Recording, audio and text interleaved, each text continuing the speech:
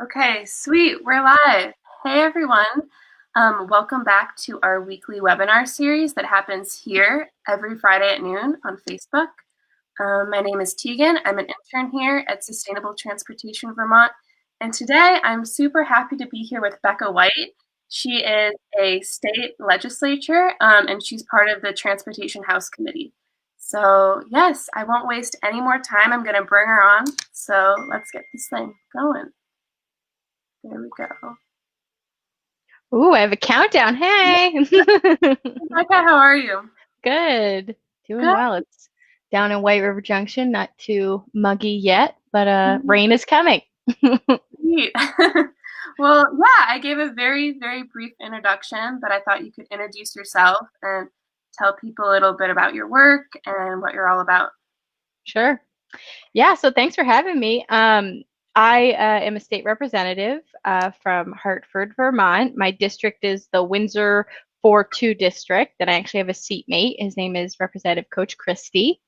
I'm the junior representative from Hartford, technically. And as you said, I'm a member of the House Transportation Committee. I've been serving for just about 2 years, so I only have been serving for one term, and I'm up for re-election. We just ended the session for 2020.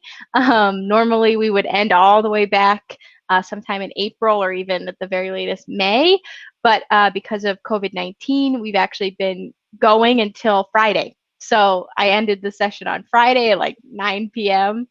Wow. Yeah, so late night almost. Yeah. I'm 25, so that's one fun fact, is I'm one of the youngest state reps. Not the youngest, though. I'm beat out by like 4 years, I think, uh, with someone who's younger. So it's nice to have a good cohort of 20-somethings in the state house. And I have lived in Hartford my whole life. I actually went to UVM, so that's great to have some UVM connection again. And I'm excited to see that the University of Vermont is taking a look at sustainable transportation and encouraging students to be involved in this way. That's really exciting. And yeah, after I graduated, I came back to my hometown. I served on my select board for 4 years, so local government work, and then I ran for state rep. So I've been involved locally for a bit now, but on the state level, it feels like it's all a little bit new. It's kind of like going to college. Your Right. first year, you're like, you're meeting people, you're in your you stay, like I stay in Montpelier, so I had like an apartment. So it does feel a little bit like that your first year. My main issue, like the thing that drove me to run for office, was climate change and getting young folks involved in politics. I'm exceptionally concerned about climate change and the crisis that we're experiencing now and the potential for it to get exponentially worse as we continue to not act in appropriate ways. So being on the transportation committee was my first choice as a committee when I came into the legislature. And the reason being, as you may know, and ideally whoever is watching a sustainable transportation Facebook Live knows, our greenhouse gas emissions, the number one contributor in Vermont is the transportation sector. Right. So that's me in a nutshell. Oh, well, thank you for that. I didn't realize that you were 25. I knew you were one of the youngest, Yep. but I didn't know that. Yeah, and just kind of how does it feel to be like a young woman, in the state legislature? Do you feel like young people care more about climate change, or what's your take on it? What's been your experience? Yeah, I've actually been overwhelmed by how incredible the youth movement has been in the last few years, and not necessarily the 20 somethings, but like even younger than that. Like I'm talking middle school, high Yeah. school students. I had the privilege of speaking at the Youth Climate Congress, which actually met in the State House. This feels like a decade ago, but at the beginning of the legislative session at this year, and they were very clear on what their demands were. And I think it actually took aback some of the legislators who might not be familiar with the impact that climate change is going to have and is having on our communities, or just how it colors like the view of most folks who are under the age of 30. It's kind of like a present constant thought that impacts every decision you make in your life, at least for me. And that was really clearly voiced, I think, from the Youth Congress on climate. But what was overwhelming in a way was just seeing how, even with very clear, concise demands that were, I would say, so much, it was almost like a college level uh, expression of the things that they wanted, like talking about the Transportation Climate Initiative, for example, came up. And I was having like a little back and forth with like an eighth grader about it. That is just profound. And I think it is exciting to see, but overwhelming because it shows me just how much we are experiencing the impacts of climate change as a generation. And I don't know if we've seen that with any other topic besides potentially racial justice in the last few months, especially with like the generational divide.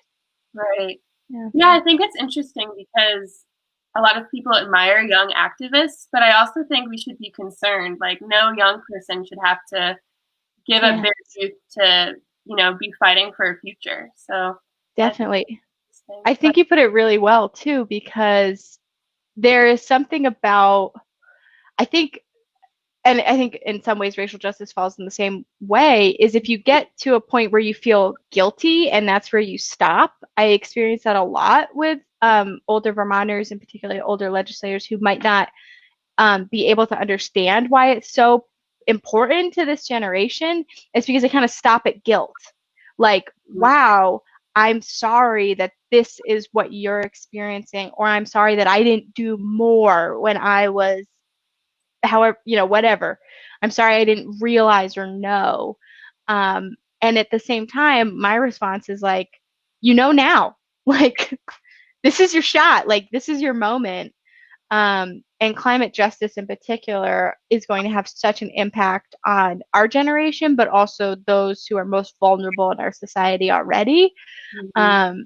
So any way that we can structure a response that actually is cognizant of that, I think we have to do that. Yeah, I so agree with that. It's like you can't stop at guilt. You have to do something. There's no Yeah, time for guilt. So, yeah. You I, gotta humble yourself and move on. right, And I agree. Now, you mentioned, remind me of the name, the Transportation Climate Initiative. yeah, yep. Okay, sweet. So why don't you tell everyone about that and your involvement in it? Yeah, so the Transportation Climate Initiative, also known as TCI, that's kind of, there's a lot of acronyms, and I'll just stick to the acronym for this one. It's a cap and invest style regional plan to respond to transportation greenhouse gases or greenhouse gas emissions. It's been in the works for a few years, and what's interesting about TCI is it's very similar to a regional approach that was done many years ago around electricity. So RGGI, or the regional greenhouse gas initiative, that was put into place with primarily New England states as a compact to respond to reducing greenhouse gas emissions in that sector, and it was exceptionally successful. It still is going. And TCI, in many ways, is framed in the same regional approach. I think one aspect of transportation that makes it so difficult to address, just whether it be greenhouse gases or the inequality of our transportation system, is that it's no one state's job, it's no one town's job to respond. And we need to look at it as a systemic for systemic solutions, and I think TCI does that, and has potential to respond in a really good way.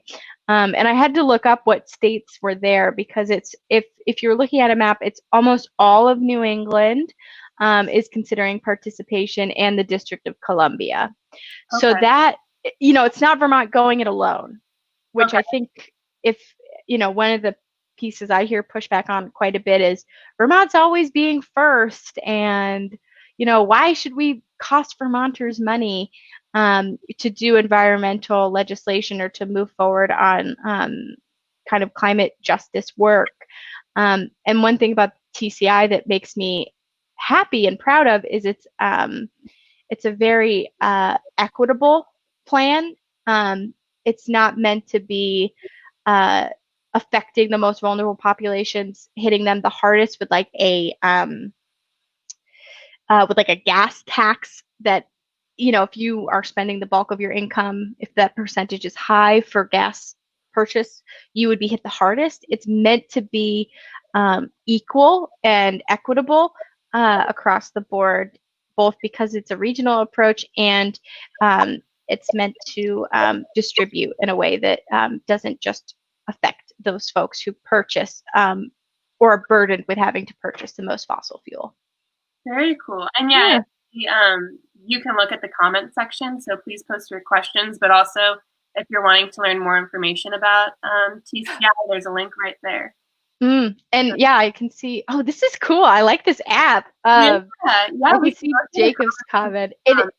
we had a comment where he was talking about like glorifying Greta, and it's true. Like um it's a very interesting moment, and I think while I'm exceptionally proud of a lot of the work that we've done, it is saddening to see that the push has to come from the folks who are most going to be impacted by it. Yes. Yeah, I totally agree. Yeah, Jacob, thanks for that comment. Oh, Jack commented. We could just go through Hey! that. So I'll read it. It says, a lot of people are saying the new form of climate denial is not denying that it exists, but instead denying that we need to take dramatic action in order to address this. Jack, so true. Okay. Yeah. um, do you feel that most Vermonters understand the degree to which we will need to reorganize society in order to address the climate crisis Yeah. or adapt to dramatic changes? It's such a good question. And I have to give a shout out to Jack for being an active player in the transportation demand management space, at the very least, in sustainable transportation across the board. Um, it's interesting because I think most Vermonters know the impacts of climate change and see what can happen to their community. I think Hurricane Irene was a giant wake up call for a lot of Vermonters when they realized, oh, hurricanes are impacted by climate change. And my community was either devastated or the neighboring town was devastated, or they can point to someone who is experiencing greater rates of flooding in their community. I think there is a cognitive dissonance with, okay, now that I know that information, what can I do as an individual, and what does the system need to do to change? And it's interesting because I do think there's a lot of overlap with kind of going back to that guilt conversation. Folks can get stuck in either I as an individual need to do everything, Right. and then you kind of go into your own. And I had that experience where like I've been trying to be waste zero, which is extreme. For me, it's been difficult. I know it can be, there are many solutions and you can do it. But even as an individual, if my family were to completely go waste zero, that is not addressing the fact that the largest polluters in our country, in our world, are giant corporations who make lots of money, trillions of dollars, on telling us that there's not a problem. So, it's like, okay, great. Like I could beat myself up for, drinking my seltzer out of my aluminum can, but at the same time, I should be making sure that the corporations and the groups that I'm putting my dollar towards, or I'm voting for, are actually taking the steps that need to be taken. So I do think there is a bit of a cognitive dissonance where a lot of Vermonters are at the place of I as an individual need to respond, but haven't quite made the shift to like the systemic. Yeah. Yeah. But I'd love, It's a great question. Yeah. I I've got actually maybe I shouldn't say this. My my monitor for my computer is Uh-huh. actually slightly lifted up because I have the book The Drawdown. It's Well, the little like thick thing to like lift my screen up a bit. Um, and there's some really good resources out there where if you are a Vermonter who's experiencing that, where you're thinking, gosh, what do I do? How do I get involved? There's a lot of great organizations, 350.org. There's some great resources, books like Drawdown. that is a good resource. I just want to plug it. They have a website, so check it out. Yes. And I luckily work for a place called Efficiency Vermont, Mhm. and something that has kind of blown me away that the drawdown pointed out, not transportation related, but like refrigeration. Yes. I Yes. never isn't that mind blowing? Like the Crazy. way who knew? Mhm. And that like those little things like what do you do with an old refrigerator, or how do you address refrigeration as a thing you need in your life and reduce your energy use. Yeah, there's a lot to that. Right. So good question, Jack. No, I know what you're saying though, because I think a lot of people want to know, is it about individual action or collective action? And obviously it's about collective, but you know, as an individual, it's not just about changing like habits in your life, like composting or recycling. It's also about organizing and Yeah. emailing representatives and like really learning the climate action plan in your community and figuring out how can we push this on a bigger scale. So I think those Yeah. are the calls to action. Yeah. And it's interesting because I think something that COVID-19 has done that I'm always trying to find the silver lining, and there are, in my mind, few with COVID-19. Um, but what I think it has shown is in times of crisis, you Mhm. can respond quickly. And I think with COVID-19 in particular, what I heard at the beginning of the session, it's a little mind-boggling where telecommuting, we were having discussions about transportation demand management, which is to the idea of reducing single person, single vehicle trips going to one place or whatever, just traveling like to work, for example. I was hearing back from advocates and lobbyists that telecommuting is impossible for their sector of work or impossible for the Mhm. businesses that they represent. And I'm understanding of that. It's a change. And then, overnight, unfortunately, folks had to go to telecommuting quickly Yeah. um, to make sure that they were both safe and keeping their coworkers safe. So the one silver lining I can see is that even in the transportation sector, we're seeing that if you recognize a crisis, you can respond quickly. And yeah, there's some bumps in the roads. I've heard a lot of stories of Vermonters, even in my town. The village of White River Junction is not, I would not consider us rural comparative to other parts of the state. Mhm. I struggle with internet access. My neighbors struggle with internet access. And to be able to telecommute appropriately, most of us need very good access to internet. Um, so I did want to bring up, because I think it kind of overlays this conversation, is we did end the session on Friday, and we received CARES Act funding from the federal government to the tune of about $1.25 billion. Um, and the legislature was able to move 1 billion of that in a relatively short period of time to go out to Vermonters. The last 250 million is being held till August. But of that money, what I was ecstatic to see was $43 million going towards broadband and accessibility. And I think when we talk about transportation, that is such a key piece, is it's not just the road you're traveling on, it's whether or not you need to travel Yeah. or use transportation. Um, so for me, I took that as a transportation win. Yeah, I think I would too. And I mean, just going along with that, do you think that telecommuting will stick? Like, I've just been wondering this. Like, everyone's working from home now, or not everyone, but a lot of people. And I'm curious, will this be a shift where more and more people work from home or work remotely? Yeah, That. yeah, crystal ball, I don't know, but I will say when at the start of the session, and shout out to folks who supported this, we did have some transportation demand language in the transportation bill, which is the T bill, the big bill that our committee passes out every year. And we had that language there. We'd actually passed the bill the Friday before COVID-19 sent us all home to virtual session. And we quickly realized coming back into legislative session, there was not going to be consensus around that language this time around. So when we edited the T bill, instead of having that transportation demand management language, we put in a study of telecommuting during the time of COVID-19 in an attempt to create best practices for the Agency of Transportation and to get to your question, which is this something that can stick? Does it work for Vermonters? How long term can we make it work for Vermonters if that's what people desire?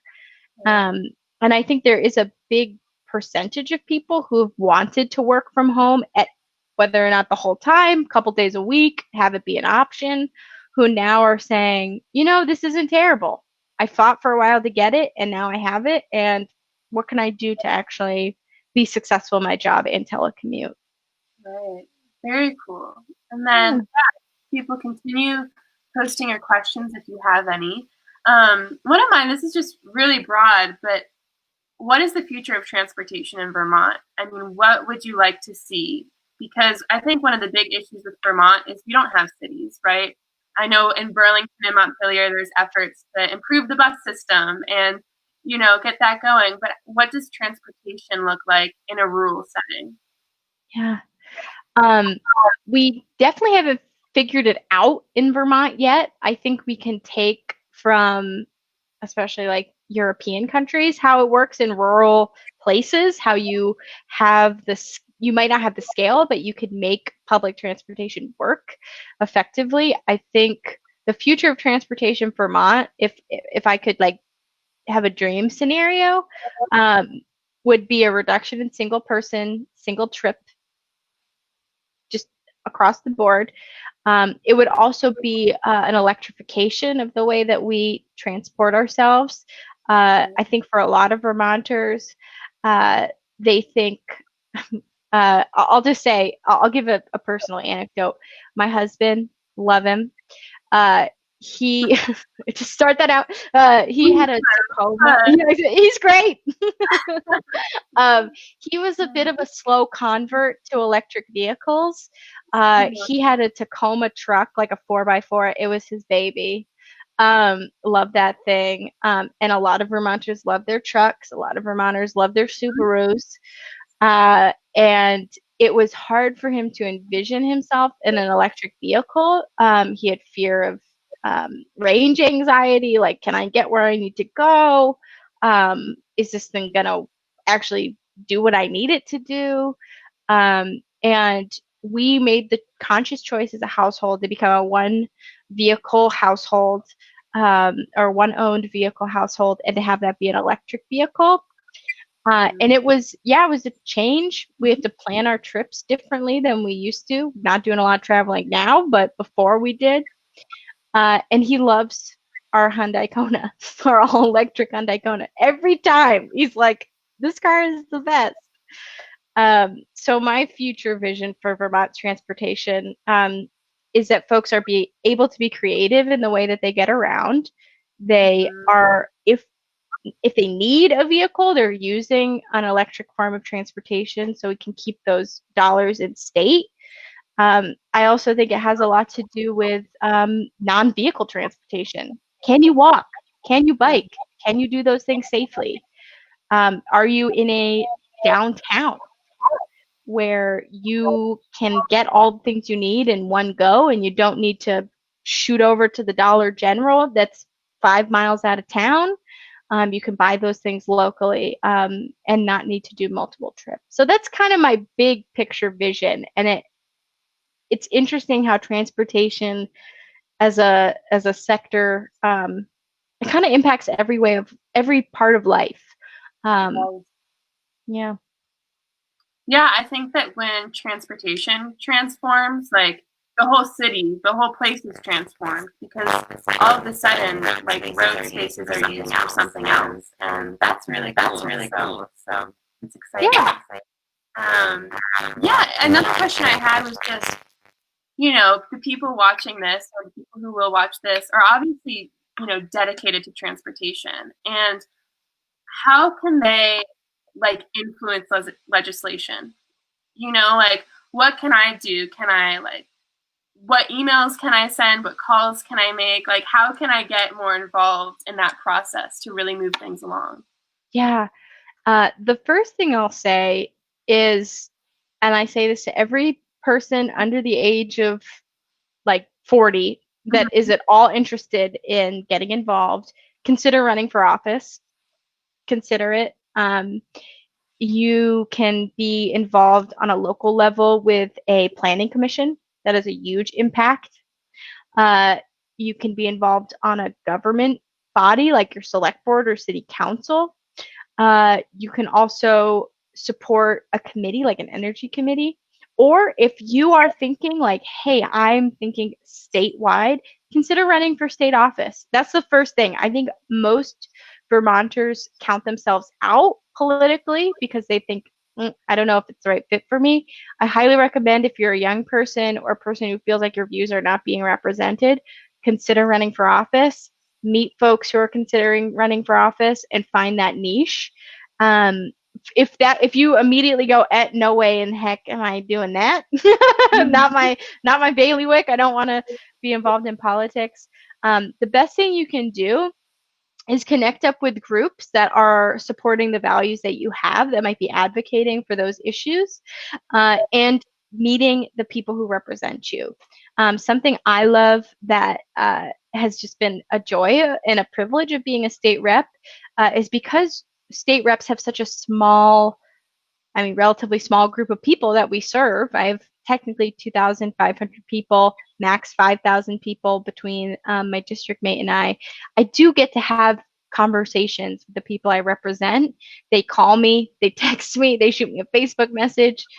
And if I know that person, I want to hear them out. And I want to grab coffee with them now in a socially distant way. I want to learn why they are considering this policy over that policy.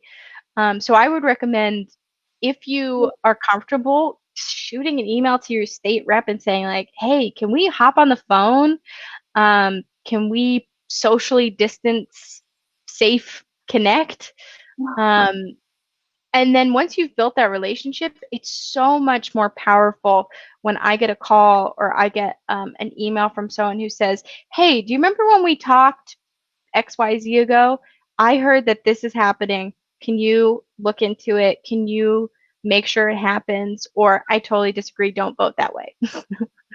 And that can make a huge difference in how I make my decisions as an individual. And I know that for every state rep I know, if they have a relationship with a constituent, that relationship will influence how they vote or how they move forward with a piece of legislation. I was going to say one other thing on that,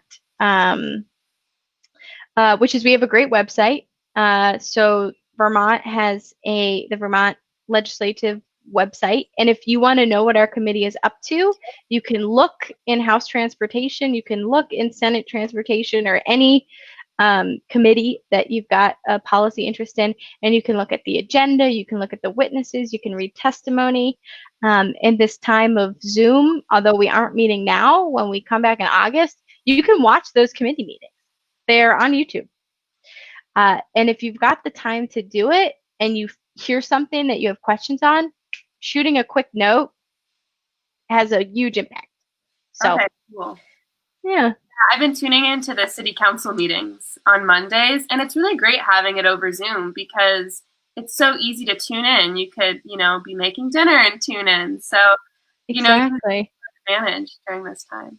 Totally. Joseph posted a question. He said, wait, let me try to show it on the screen. Ooh. There we go. Yeah, I know, fancy.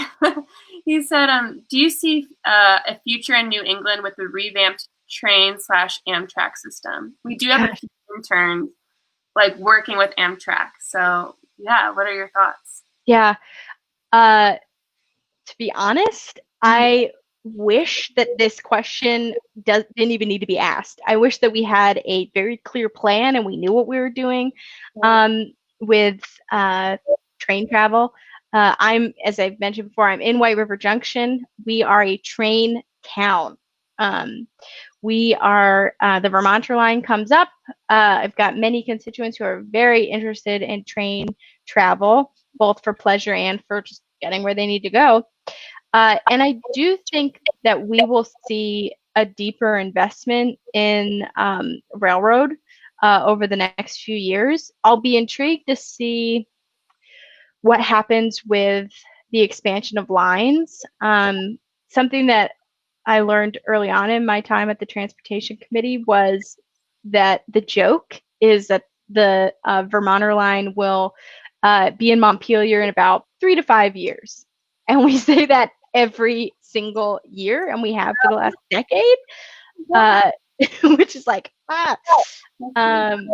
So there are, for example, some interesting ideas floating out there. I was very much in favor of the Bud cars, which was a commuter rail concept that was floated early on in the legislative session. We did not get a lot of positive, I would say, like we didn't get a big positive response from the Agency of Transportation. I think they wanted to dig in and understand the concept more and to really get a handle on if it was feasible for our state. But I would love to see a revamped look at our how we travel via train. And if we can bring commuter rail to this state, I think that would be incredible. I think if we could even just get that little distance from like St. Albans to like into Canada, like come on, that would be great. The other piece I wanted to bring up was there was a pilot program, and I'm forgetting the details, in Massachusetts that was a commuter rail style, like a short-term pilot. And I think we should look into those ideas. It seemed like there was a big uptick in customers on that line when they expanded it. So there's a lot of good things with train travel. Yeah, very cool. Well, I don't see any more questions. I mean, did you have anything else that you wanted to speak about, or?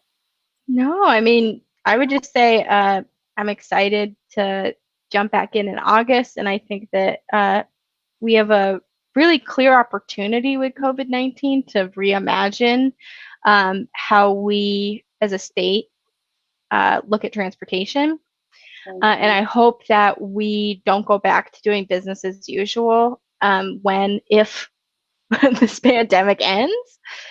And I think that if, for example, like having UVM students, having even younger folks be involved, that's such a catalyst for change. So if there's folks out there who are wondering, like, how do I get involved?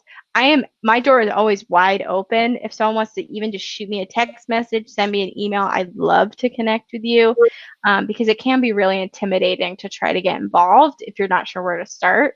And I know that if you have a local rep that you're close with or would like to get close with, their door is probably open too. Sweet. So, Oh, well, thanks for having me. Yes, well, thank you for tuning in. And yes, we'll be in touch. And I'm just going to go over and quickly announce next week's talk. Woo-hoo. So, okay, wait, guys, I'm still getting used to this interface. There we go. So official. Okay, yes, so thank you all for tuning in with Becca White. I really enjoyed that. I just wanted to let you know that we do this every Friday at noon. So tune in next week when we are going to hear from Dave Cohen. And he is the founder and director of V-Bike, which is an advocacy group to really boost bike infrastructure. Oh, Jacob says, thanks, Becca. So yes, that's all I have to say. Thank you guys for tuning in, and we will see you next week.